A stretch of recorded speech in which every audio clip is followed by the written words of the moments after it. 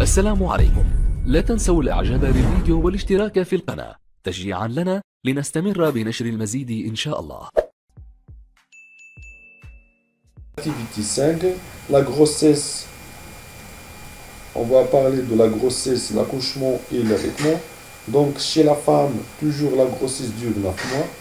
Dans cette période, l'embryon puis le fœtus doit se nourrir pour grandir et se développer jusqu'à l'accouchement. Donc, les questions qui se posent dans cette activité, pour cette activité, quelles sont les étapes de la grossesse, comment se fait l'accouchement et quelle est l'importance de l'allaitement. Donc, premier objectif, qu'est-ce que ça veut dire la grossesse? Toujours la question à partir du document 1, page 138 sur votre manuel. Décrivez les phases de la grossesse et décrivez chaque phase. La grossesse, par définition, se déroule en deux phases qui s'étalent sur 9 mois. Ça veut dire la première phase, c'est la phase embryonnaire qui dure environ 2 mois, au cours de laquelle il apparaissent les organes, les principaux organes. Par exemple, le cœur, l'organe au cœur, par exemple, l'encéphale, etc. Donc, dans cette phase, il dure en 2 mois environ, au cours de laquelle apparaissent les principaux organes de l'embryon. Donc, deuxième phase, c'est ce qu'on appelle la phase fœtale. Al-marhala al-janini. Donc, phase fœtale, donc, voilà, commence à partir du 3e mois jusqu'à 9 mois et elle caractérise par la croissance des organes du fœtus. Donc, petit b, comment le fœtus se nourrit à partir de sa mère. Bien sûr, le fœtus il a besoin de la nourriture, alors comment se nourrit? Alors, grâce à une structure qui s'appelle la placenta, comme vous voyez ci-dessous, on a le bébé, le petit embryon qui est protégé dans le liquide amniotique et grâce à un cordon ombilical, il est connecté avec sa mère. Donc, placenta qui est porté par la mère. Donc, placenta, il contient aussi des vaisseaux sanguins et aussi il est lié par les parois du utérus. Donc, l'embryon ou le fœtus, l'embryon, il a besoin de plusieurs éléments nutritifs, par exemple l'oxygène, les vitamines, etc. Donc, le placenta est un organe qui est riche en quoi? En vaisseaux sanguins. Vous voyez ci-dessous, représente une zone d'échange entre la mère et son fœtus. Donc voilà la structure du placenta. Vous voyez ici en couleur rouge. Donc placenta, grâce au placenta, il y a des échanges entre le sang maternel et le sang du fœtus. Le fœtus, il a besoin d'oxygène, de l'eau, des vitamines, des sels minéraux et le glucose. Et par contre, le sang, le fœtus, il rejette les déchets, les déchets gazeux comme le CO2, le dioxyde de carbone, et revient par le sang vers le sang de matériel qui est rejeté par la mère. Donc le fœtus réalise les échanges avec sa mère grâce au cordon ombilical.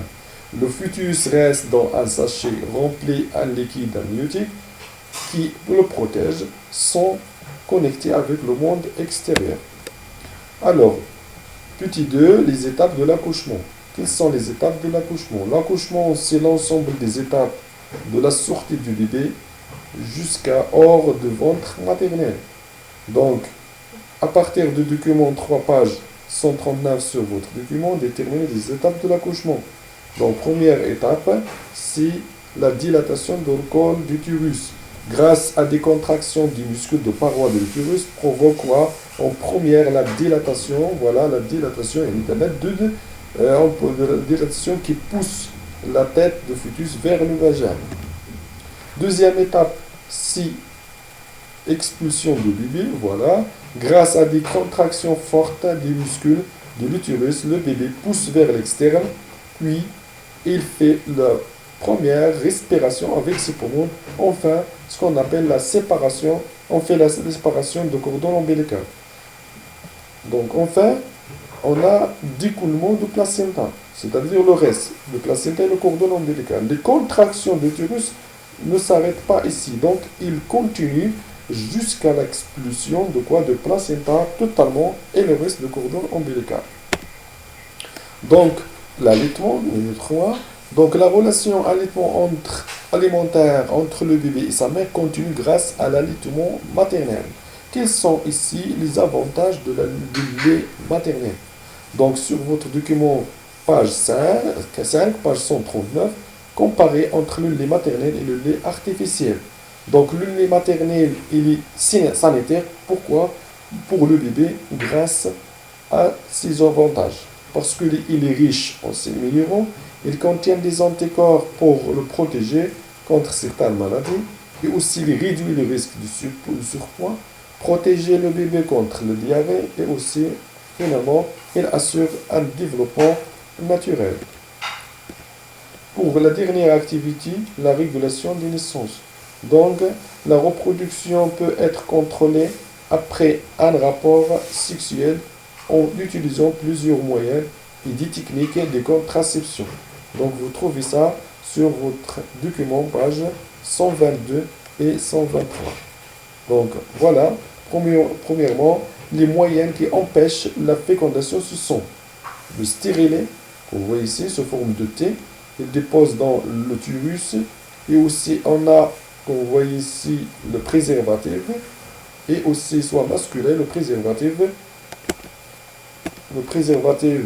masculin, le préservatif féminin. Donc, deuxièmement, quels sont les moyens qui influencent sur le cycle sexuel, soit ovarien ou utérin? Donc, on a soit les injections, et certaines femmes et femelles, et certaines femmes qui utilisent aussi des pilules de différents types et de différentes couleurs. Donc, à ce moment, donc, je vous remercie et à bientôt. Et merci pour votre attention.